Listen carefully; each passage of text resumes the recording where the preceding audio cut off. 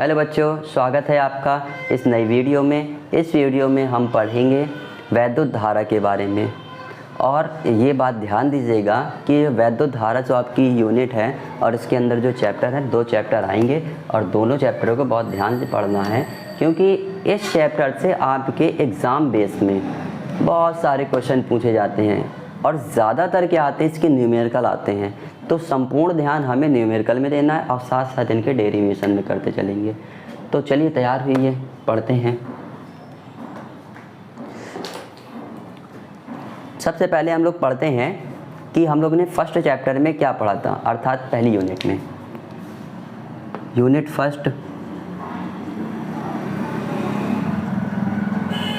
First का नाम क्या था? स्थिर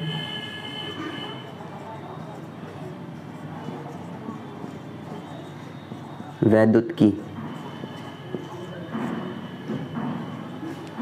स्थिर वैद्युतिकी, और इसको हम लोग इंग्लिश से बोलते थे इलेक्ट्रोस्टैटिक्स। इलेक्ट्रोस्टैटिक्स। इसमें हम लोग ने पढ़ा था आवेश के बारे में। किसके बारे में? आवेश। आवेश क्या होता है, क्या होता है, और आवेश कितने प्रकार के होते हैं ये भी पढ़ रखा था हम लोग ने। आवेश 2 प्रकार के होते थे, एक पहला कौन सा, पॉजिटिव, और दूसरा नेगेटिव।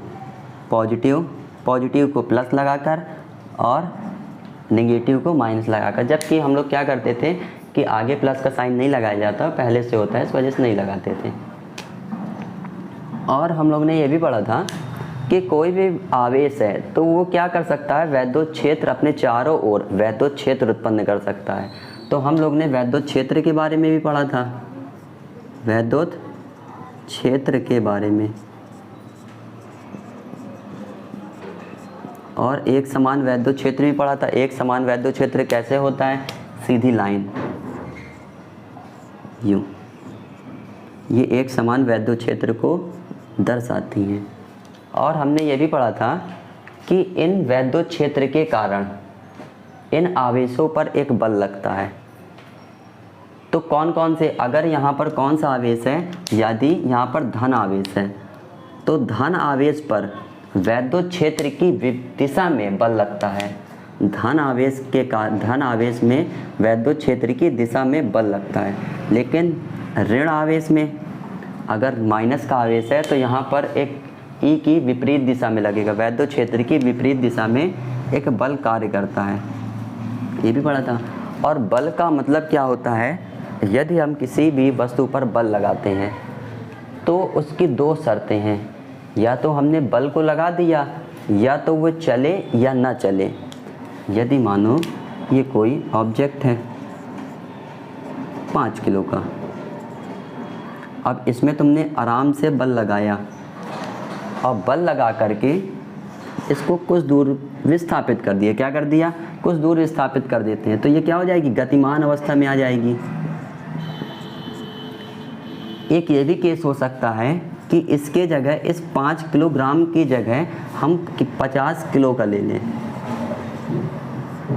तो 50 किलो में बल लगाते हैं हम, तो देखते हैं कि इसको हम लोग हिला नहीं पाते हैं। इसकी स्थिति में कोई परिवर्तन नहीं होता, ये विराम है तो विराम में ही रह रही है। विरामावस्था में है तो विरामावस्था में ही रह रही है। तो 2 ही केस हैं, या तो हमने बल लगाया और बल लगाकर हमने वस्तु को क्या कर दिया, गतिमान कर दिया, या तो हमने बल लगाया और बल लगाकर के हम उस वस्तु का कुछ ना कर पाएँ, वे विराम अवस्था पर है। तो इस केस में यहाँ पर समझो, अगर हमारा इसी प्रकार आवेश है, आवेश पर कौन बल लगा रहा है, ये वैद्युत क्षेत्र इस पर बल लगा रहा है। लेकिन इस बल की दिशा कहाँ की ओर होती है? धन आवेश के कारण इसकी दिशा वैद्युत क्षेत्र की दिशा में होती है, और ऋण आवेश के कारण वैद्युत क्षेत्र की विपरीत दिशा में होती है। अब बात ये आती है कि ये विराम अवस्था में है या फिर कौन वाला बल है, गतिमान अवस्था वाला बल है। अगर हमारा आवेश रुका हुआ है, बल लगा और बल लगने के बाद ये क्या हुआ, गतिमान नहीं हुआ, मोशन में नहीं आया, तो वहाँ पर ओनली वैद्युत क्षेत्र उत्पन्न होगा। क्या उत्पन्न होगा? वैद्युत क्षेत्र उत्पन्न होगा। अगर यहाँ पर हमने क्या किया कि इसको हमने गतिमान करवा दिया, इस आवेश पर बल तो लगा, लेकिन ये बल के साथ क्या हुआ, इसने उस आवेश को गति में ले आया, तो यहाँ पर क्या उत्पन्न होगी? यहाँ पर बहुत खास चीज़ उत्पन्न होती है, एक खास यूनिट का जन्म होता है। उस यूनिट का नाम है वैद्युत धारा। यहाँ से वैद्युत धारा की उत्पत्ति होती है और यह हमें सेकेंड यूनिट में पढ़ना है। यह पूरा कहाँ दिया है? सेकेंड यूनिट में विस्तार से दिया है और इसी के बारे में हम लोग पढ़ेंगे। तो वैद्युत धारा क्या है? तो हम क्या बोलेंगे? वैद्युत धारा क्या है? किसी गतिमान आवेश को ही हम वैद्युत धारा कहते हैं। किसी गतिमान आवेश को वैद्युत धारा कहते हैं। ठीक है, अब गतिमान तो है, गतिमान मतलब क्या होता है? चलना। क्या होता है? गतिमान आवेश का मतलब होता है चलना। तो ये कहाँ चलेगी? इसका मार्ग कहाँ है? इसका जो मार्ग होता है तो ये किसी चालक पदार्थ में चलती है। कहाँ पर? किसी चालक पदार्थ में। मान लेते हैं ये बेलनाकार क्या है? कोई चालक तार है, चालक तार है। अब यहाँ पर अब आवेश क्या होगा? आवेश यहाँ पर है। पहले हमने देखा कि यहाँ पर था, फिर 2 सेकंड बाद, कुछ समय बाद ये कहाँ पहुँच गया? यहाँ पर आकर के पहुँच जाता है ना। तो इसी को हम लोग क्या कहेंगे? वैद्युत धारा कहेंगे। क्या कहेंगे? वैद्युत धारा। तो बोलेंगे कैसे? जब किसी चालक तार में आवेश एक स्थान से दूसरे स्थान में प्रवाह हो तो आवेश के इसी प्रवाह को, अब ये बहना मतलब क्या होता है? आवेश चल रहा, एक स्थान से चलकर दूसरे स्थान में पहुंच जाता है। तो चलने को हम लोग यहाँ पर प्रवाह शब्द से जानेंगे। क्या बोलेंगे? प्रवाह। तो आवेश के इसी प्रवाह को हम वैद्युत धारा कहते हैं। फिर एक बार समझो, जब किसी चालक तार में आवेश एक स्थान से, ये इसका कौन स्थान है? ये एक स्थान से,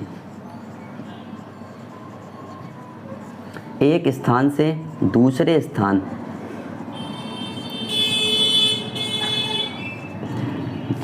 किसी चालक तार में आवेश एक स्थान से दूसरे स्थान को प्रवाहित होता है तो उस चालक में आवेश के प्रवाह को वैद्युत धारा कहते हैं। उस चालक में आवेश के प्रवाह को वैद्युत धारा कहते हैं। तो ये हमारी वैद्युत धारा है। चलिए अब इसकी मज़ेदार धुएंधार से शुरुआत करते हैं।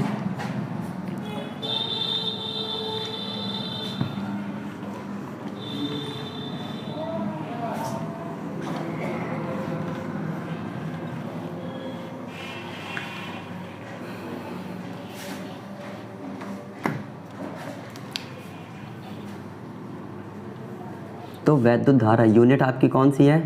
यूनिट 2। वैद्युत धारा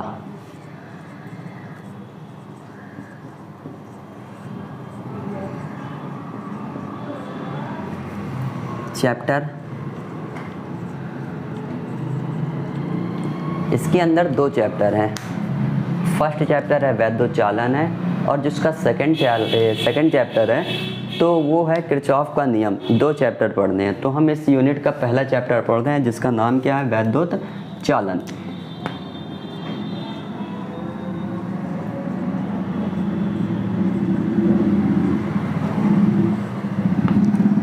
चैप्टर बहुत इंटरेस्टिंग है और बहुत मज़ा आएगा पढ़ने में। तो चलिए इसकी शुरुआत करते हैं। तो आप लोग को वैद्युत धारा तो समझ में आ गई है। वैद्युत धारा किसे कहते हैं? तो आप लोग हेडिंग डाल के लिख लीजिएगा कि वैद्युत धारा किसे कहते हैं? जब किसी चालक तार में आवेश एक स्थान से दूसरे स्थान को प्रवाहित हो तो आवेश के इसी प्रवाह को वैद्युत धारा कहते हैं। फिर सेकंड नंबर में क्या लिखना है?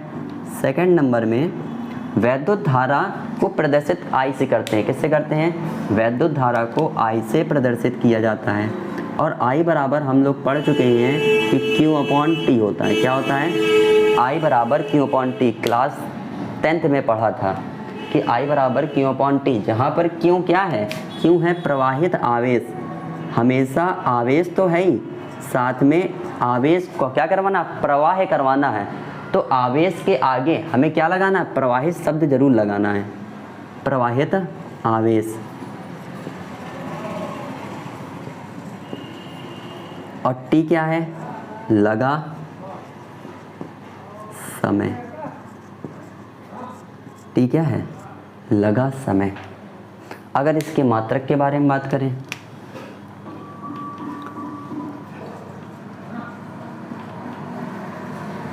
तो मात्रक इसका बिल्कुल सिंपल है। एक हम लोग MKS पद्धति वाला देखते हैं।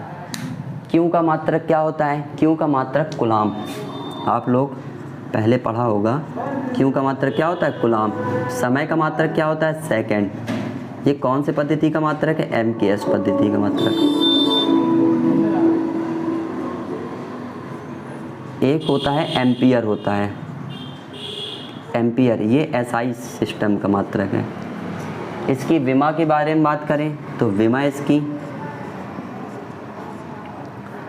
इसकी यहाँ से निकाल लेंगे, क्योंकि विमा क्या होती है? AT। और T की विमा क्या होती है? T ही होती है। तो ये यहाँ से कट जाएगा, कटने के बाद यहाँ पर खाली A बचेगा।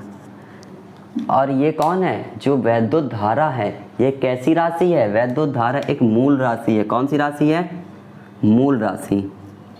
5वां नंबर, वैद्युत धारा कैसी राशि? मूल राशि है। इसको हम लोग ने क्लास 11th और क्लास 9th में पढ़ा है। 7 मूल राशियों में एक राशि ये आती है, वैद्युत धारा। चलिए अगर यहाँ से समझो I बराबर Q/T पढ़ा, मान लेते हैं कि जो आवेश को प्रवाह होने में लगा समय कितना है? T बराबर 1 सेकेंड। जैसे मानो तो I बराबर क्या हो जाएगा? I बराबर Q के।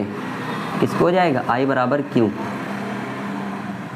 जहाँ पर अगर कहीं पर भी, ध्यान से देखना, अगर कहीं पर भी 1 आता है तो उसको हम लोग एकांक बोलते हैं। फिजिक्स की लैंग्वेज में क्या बोलते हैं? एकांक। और Q क्या है? ये है आवेश की मात्रा।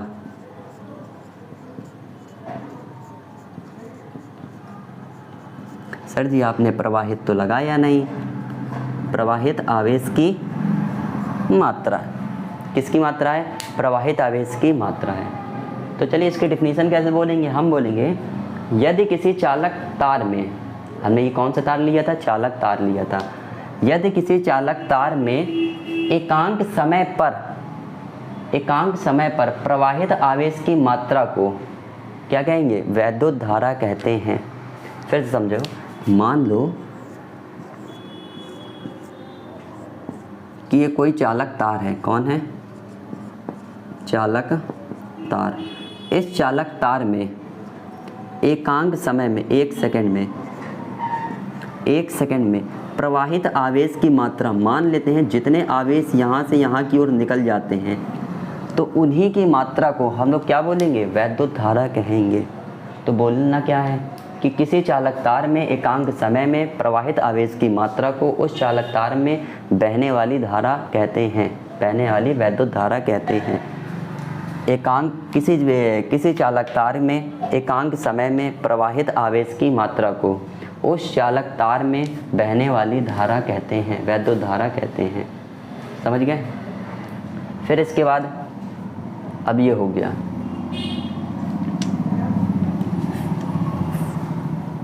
सातवां नंबर देखो, 7वां नंबर।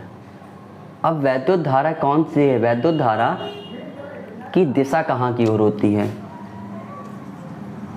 अब देखो दिशा के बारे में गणना करते हैं। यदि ये किसका साइन है? ये बैटरी का साइन है।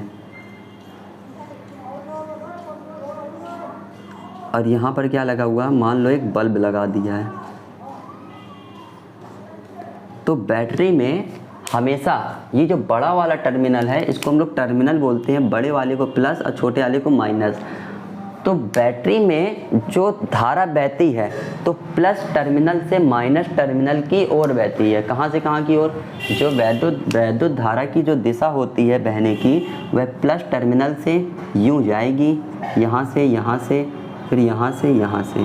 तो प्लस टर्मिनल से कहाँ की ओर? प्लस सिरा बोलते हैं इसको हिंदी में, प्लस सिरे से माइनस सिरे की ओर, प्लस सिरे से माइनस सिरे की ओर प्रवाहित होती है।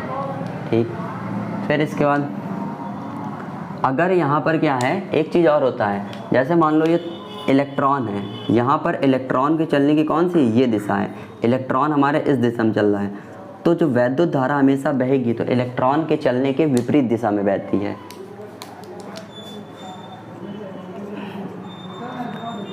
और वैद्युत धारा कहाँ बहती? इलेक्ट्रॉन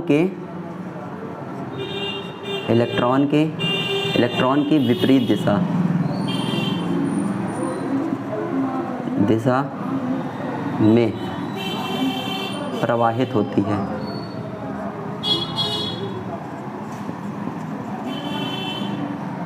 अगर इलेक्ट्रॉन हमारा कहाँ से कहाँ की ओर है, ये राइट टू लेफ्ट की ओर है, तो जो हमारा इलेक्ट्रॉन, ये जो हमारा आई होगी तो वो कहाँ से कहाँ की होगी? लेफ्ट से राइट की ओर, इस प्रकार। तो इतना नोट कर लो जल्दी से।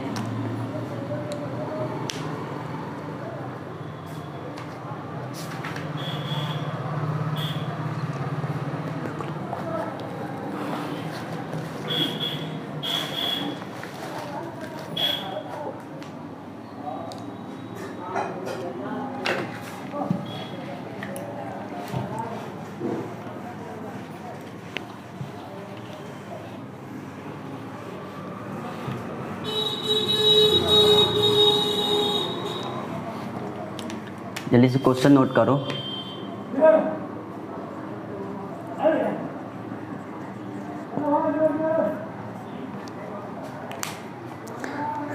चांदी का एक तार में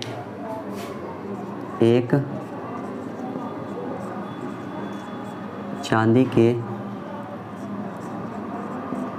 तार में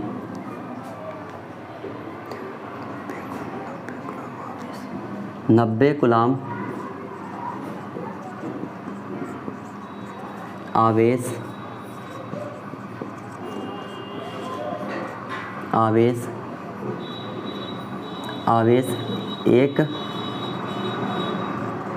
1 घंटा 15 मिनट में बह रहा है। 1 घंटा 15 मिनट से बह रहा है, तो चांदी में प्रवाहित धारा ज्ञात करें।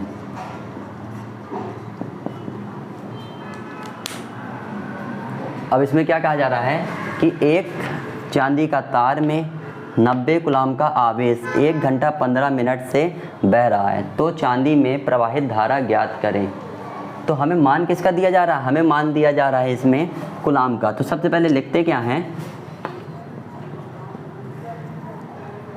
आवेश Q बराबर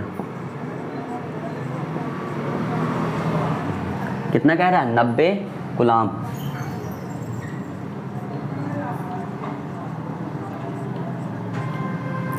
फिर समय कितना दे रहा है? समय को लिखते हैं हम लोग T से। T बराबर कितना कहा जा रहा है? 1 घंटा 15 मिनट। 1 घंटा 15 मिनट। अब याद करो कि जो समय होता है इसको हम लोग क्या करना है कि सेकंड में लिखना है। हमेशा तुम लोग को कसम खा लेनी है कि समय को हमेशा सेकंड में ही लिखना, घंटा मिनट कुछ नहीं चलेगा। तो पहले हम लोग एक काम ना करें, 1 घंटे में कितने सेकंड होते हैं 3600, या फिर एक काम करते हैं इसको मिनट में चेंज कर लेते हैं और इसको मिनट में चेंज, यहाँ 15 है तो 1 घंटे में कितने मिनट 60 मिनट और प्लस ये 15 मिनट, 60 और 15 कितना हो जाएगा 75 मिनट और 75 1 मिनट में कितने सेकंड 60 सेकंड, तो 60 सेकंड में चेंज हो गया।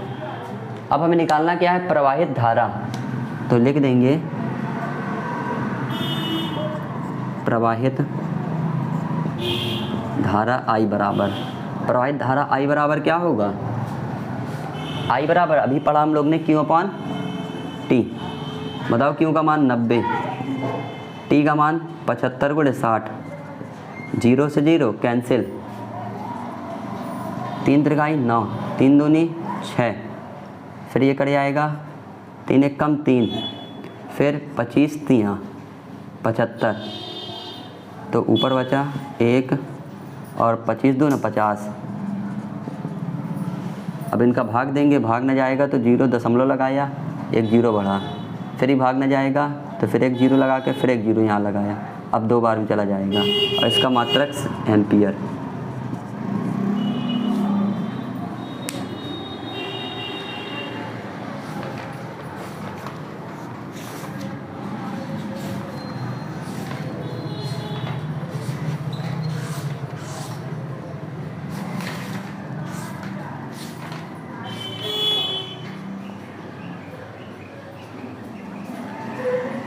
जल्दी से नोट करें।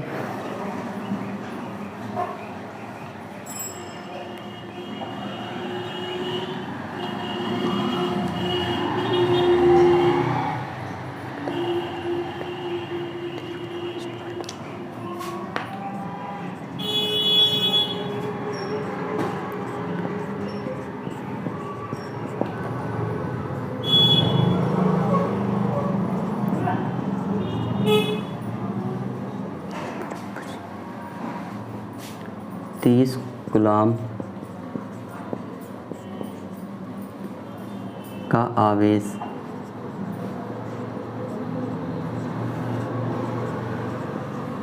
प्रवाहित हो रहा है तो तार में प्रवाहित धारा ज्ञात करें। इसको आप लोग को घर से लगाना है